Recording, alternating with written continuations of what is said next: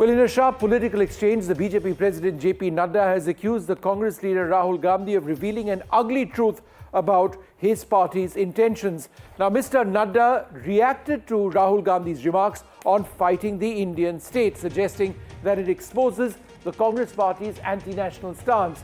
Mr Gandhi's words have sparked a debate on the freedom of expression versus loyalty to the state. Do not think that we are fighting a fair fight. There is no fairness in this.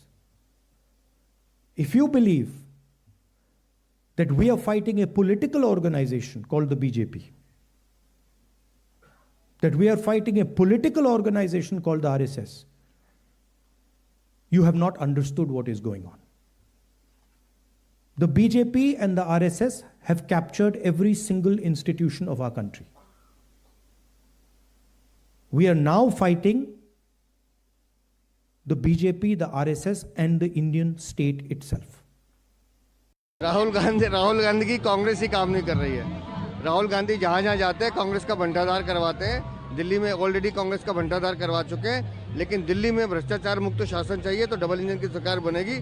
माननीय प्रधानमंत्री के नेतृत्व में दिल्ली में भाजपा आ रही है। Yesterday, Mohan Bhagwat's statement is very clear that that people is stating about the Indian national, stating they are against the Indian nationalism, not Rahul Gandhi. Rahul Gandhi criticized their anti-national act. Once Rahul Gandhi is criticizing their anti-national act, it is quite interesting things that they are telling Rahul Gandhi is supporting urban lecture. They didn't have anything to say. We are going to take all these issues to the people of this country because we cannot accept this statement at all. This is totally an insult to the Indian community, Indian people and the materials of Indian freedom struggle. Well, joining us now, Radhika Khera of the BJP, Deshratan Nigam, the senior lawyer, somebody close to the RSS, Tehseen Poonawalla, he's a political analyst, Pradeep Bhati of the Samajwadi Party, and Aditi Fadnavis, the senior journalist. Thanks all very much for being with us. Tehseen, let me come to you first. Can or should Rahul Gandhi clarify what he's meant by fighting not just the BJP and RSS, but the Indian state himself? What does he mean by Indian state? Vishnu, thank you so much for having me on the show. Every statement does have a context, and the context that Shri Rahul Gandhi ji was speaking in was the context of the statement of Shri Mohan Bhagwat ji, where Shri Mohan Bhagwat ji said, look, India got its political independence in 1947, but the actual pride in being Indian came after the Pran Pratishtha of the Shri Ram temple and Shri Ram Janmabhoomi. And I understand that that's a statement of Shri Mohan Bhagwat ji. I believe that is also not anti-national. I believe it's a statement that I find highly objectionable. But Mr. Bhagwat has a right to make that statement. Similarly, Mr. Gandhi was making a larger point that today the state and the government controls all the resources in which the opposition voices are being subjugated. He was making a context and a larger point. To take one thing out of context and to make it sound like an anti-national, he is the son of a martyr, the grandson of a martyr, the great-grandson of somebody who spent the longest time in prison for fighting for our independence. You may like or not like the Gandhi family. You can't take away their sacrifice for our country. That's point number one. Point number two, let me just make another comparison out here. Should the word state have been replaced by government? Perhaps. I think so. But then when in courts, Vishnu, hypothetically, and it's my case, Tehseen Poonawalla versus Union of India on mob lynching or on Aadhaar, am I actually fighting the Indian state or am I fighting the government? That's a case, a court, right? That's in the Supreme Court. So look, you have to understand the context in which a speech is made. The BJP wants to latch on to it because the BJP has no answers for Delhi. They have no answers for the country. They have no answers for the economy collapsing. So you're saying he should have said no government instead of state? Perhaps he should have said government, but what was his real intention, Tehseen? His main intention was today when the government of India is absolutely crushing dissent. Let me give you one example. And I think the bureaucracy, I think various aspects and arms of the government are involved in this. Let me give you one aspect from not too long ago. 2018, I remember, Vishnu, I joined you when there was this entire left loonies, there was this entire plot of the left loonies wanting to assassinate our honorable Prime Minister, and I was livid at it. Today, all of that DNI says, no, there was no plot to assassinate our Prime Minister. Okay, Tehseen, hold on a second. Let me bring in Radhika over here. Radhika, Does Rahul Gandhi need to be accountable for the words that he uses when he says that he's fighting the state, right? The BJP says that means he's fighting India, and that's anti-national and illegal, right? That's your key point. But perhaps he meant government. That's what Tehseen seems to suggest. Today, Rahul Gandhi was speaking from a pitch that was specially created for him, the new Congress headquarters, and he was speaking in the language which he is most comfortable in. He thinks in English, he speaks in English, he reacts in English. So you cannot say it was a slip of tongue or he was trying to say something else and kuch aur bolna tha, bol kuch aur diya, matlab ye tha. Well, he knew exactly what he was talking.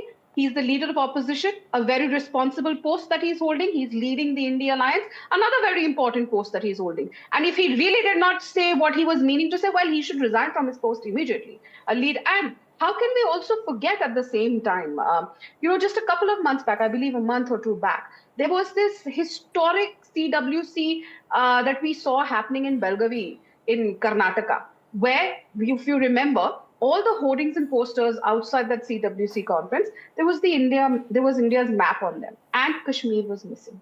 Whether it is the CWC or today Rahul Gandhi's speech in his new office that he was inaugurating, the Congress has consistently showcased their anti-India face. It is the same party. Rahul Gandhi is the same man who has a problem with Tiranga jo lehrata hai, Lal Chowk pe Kashmir mein. He wants 370 to be restored. He wants Jammu Kashmir to go back to the time jab Tiranga nahi lehra sakta tha Lal Chowk mein. So we know of his anti-India activities. And we have been seeing this time again, how he has been funded by George Soros to raise issues against the country, whether it was the funding of the farmer movement, or we've seen the issues that they've been regularly bringing up in parliament, which have been funded by George Soros, and now he's put a stamp on it with his own words, very clearly. And I understand Tehseen's position. He has to defend someone who is not defendable at all. And yes, Tehseen, you were right when you were talking about he's the grandson of so-and-so, the son of so-and-so, the great-grand of so-and-so. But Rahul Gandhi, does he really remember which family he belongs to? If you claim to be the ones who are the people who bought independence to India, and आप ही लोग शहीद हुए हैं और दुनिया में कोई और शहीद नहीं हुआ, हिंदुस्तान में और कोई शहीद नहीं हुआ, सिर्फ इंदिरा जी हुई हैं, सिर्फ राजीव जी हुए हैं, बाकी और कोई शहीद है नहीं इस देश में. So well, Rahul Gandhi should remember that. He should remember the sacrifices his family has made. And here he's talking about saying that we are at fight with the Indian with the state. All right, okay, Radhika, hold on. 10 seconds, wait. It's a personal comment. All right, no, 1 second. Let me just bring in Deshnathan Nigam as well, because there's another part of the debate. Rahul Gandhi has criticized Mohan Bhagwat, and who had said that the Ram Mandir or the Pran Pratishtha of the Ram Mandir was true independence. Rahul Gandhi says that those remarks are treason, and that in any other part of the world, Mohan Bhagwat would have been arrested. 2 points over here. Were Mohan Bhagwat's remarks that true independence came after the Pran Pratishtha? Was it necessary, right? And secondly, how would you respond to what Rahul Gandhi says? Well, Vishnu, in fact, I haven't come across a single statement of Rahul Gandhi where every Congress spokesperson or supporters have to jump in to clarify. That clarification continues for hours and days. I don't know why can't he make a clear and simple statement. I believe he's well educated. He's got good command over English, but that's always lacking. And people like Tehseen Poonawalla do a good job defending him and clarifying. So the point today is the philosophy of the RSS is nation is supreme, nation comes first, and India has to remain sovereign, strong, united, and integral. So this is the philosophy of the RSS, and it has been working on the ground through social harmony and various other its affiliated organizations.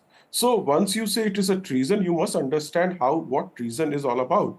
So somebody who says and if you listen to the entire statement of Mohan Bhagwat, he clearly said the political independence was certainly achieved in 1947 on 15th of August. But he says the feeling with which it should have been worked was not there, it was lacking. And therefore, the Pran Pratishtha, the consecration of the Bhagwan Ram, Lord Ram, in Ayodhya was re-establishing civilizational values which were destroyed by the foreign invaders. That is the context he was saying. And the swa is the self, the realization of self and decolonizing the minds.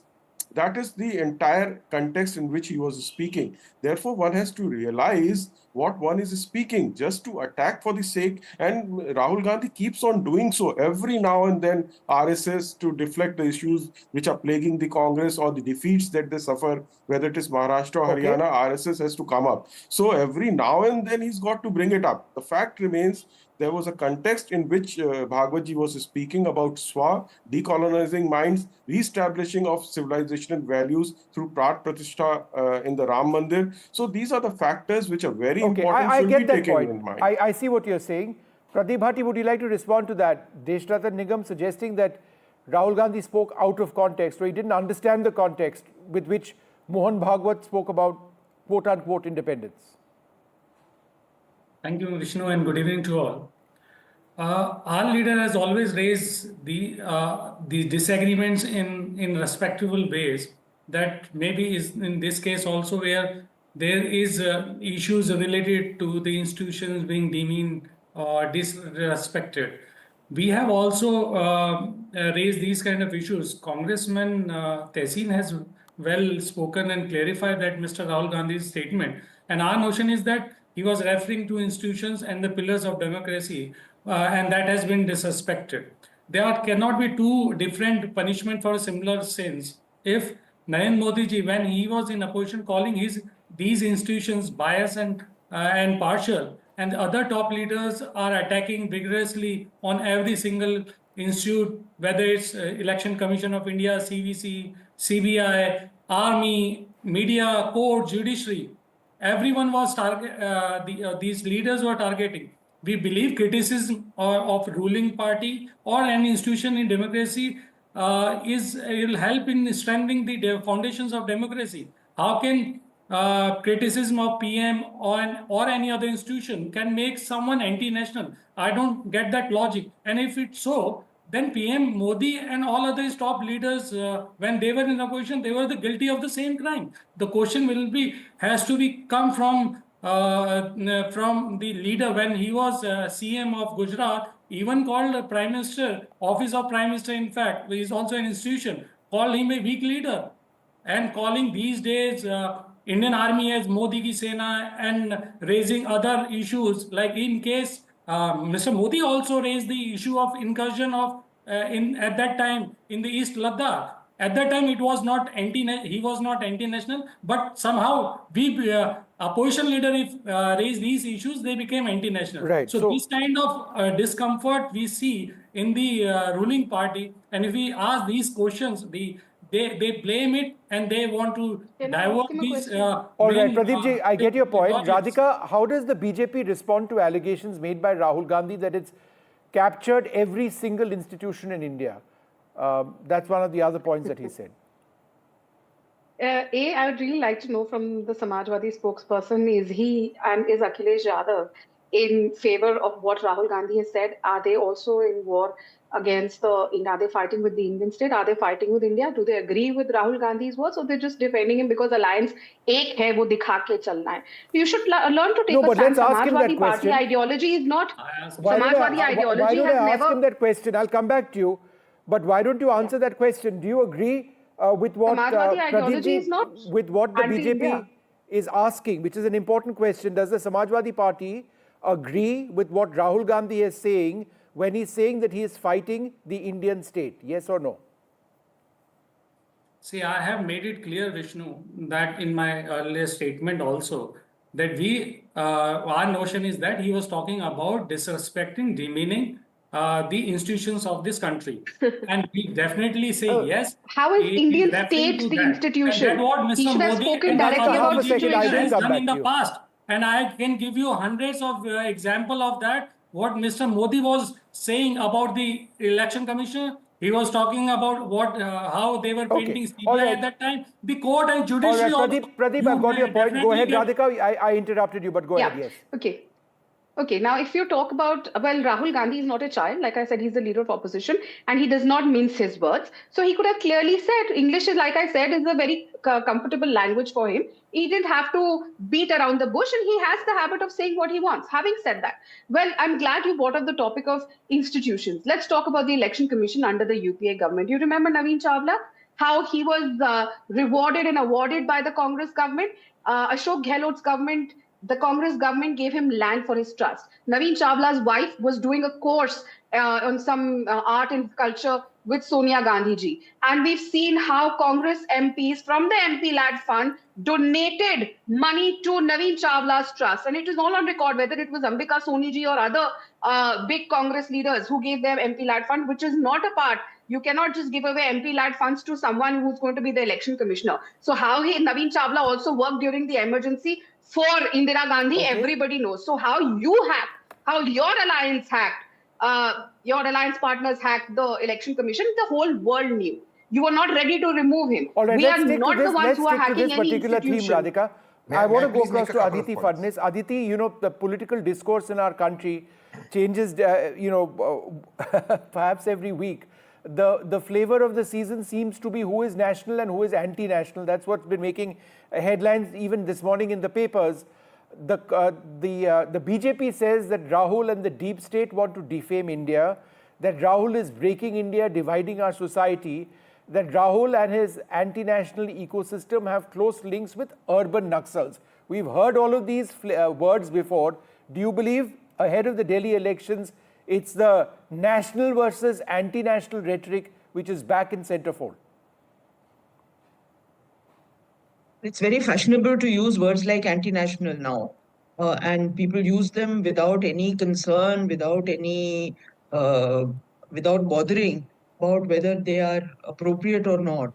So when you use a word very easily and without much difficulty, then frankly, the limits of your discourse are become elastic.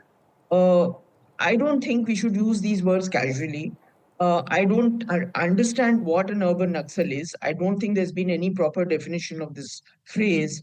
It's, tukde tukde gang, urban Naxal, all these things are just phrases which are tossed around when it suits people to toss them around. So I think everything has to have a context, and everything has to be seen in the context. Mohan Ji Bhagwat's remarks were in a certain context. Rahul Gandhi's remarks are in a certain context. So there's no point I'm not a politician, and I don't believe that things have to be twisted out of context to suit a political discourse. Tessin, you had a point to make? Go ahead. Yeah, 2 points to make. First of all, I agree with Aditi ji. I may not agree with what Mohan Bhagwat ji said, but it is freedom. That's not anti-national. Similarly, maybe Rahul Gandhi ji could have used government instead of state. But look, let me ask you, Vishnu. And this is a question nobody's going to answer. When we go to court, for example, for our fundamental rights, it's Union of India versus, say, Tehseen Poonawalla. So is Tehseen Poonawalla fighting the union? That's just lexicon and language that is used. That does not mean you're fighting the nation. Or when it's Union of India versus State of Gujarat, is that Gujarat and India are at war with each other? This is actually juvenile argument to deflect attention, and the government is benefiting from it. But may I make one more pertinent point? May I make somebody in a court of law is very different, my friend, from saying that the Congress party is fighting the Indian state on a public platform. You're right. And it's therefore versus as opposed to fighting the Indian state. That's a huge difference. Yeah, but in court also it's fighting only. You're fighting a legal fight, and he was talking about a legal Gandhian fight. Versus somebody. Which is a legal fight, which is a legal battle. Somebody. Which it doesn't is a say, legal my battle. friend, you're fighting somebody. It's a legal fight versus somebody. It's a legal fight, Vishnu. You know it, and I know it. It's a legal fight, and we don't have to get violent. Rahul Gandhi is the greatest follower of Mahatma Gandhi in peace and non-violence. But may I make another point? And I just want to make one point. Again, there's a context to why Congress and Congress supporters tend to get insecure when the BJP makes statements like this. You see, there was an actor before she became a member of parliament. She said India only got her true independence after 2014. I believe that's her freedom of speech. But the BJP rewarded her. The most honorable Prime Minister said none of us were proud to be Indians before he became Prime Minister. So there is a context to this that is coming up, and that's the thing that we find it as supporters of the Congress insulting to Bhagat Singh, to Rajguru, to Sukhdev, to Gandhi ji, to Nehru ji, to Vallabhbhai Patel, Maulana Azad, Baba Sahib Ambedkar. That is why we keep raising this. It is not at a war. We are an ideological opposites, and I think that there should be no space for treason. I don't believe Mohan Bhagwat ji committed treason. I don't believe Rahul Gandhi ji. Fair point. I think that is a truism which holds true of whichever party is in power. We'll leave it there. Thank you all very much for being with us.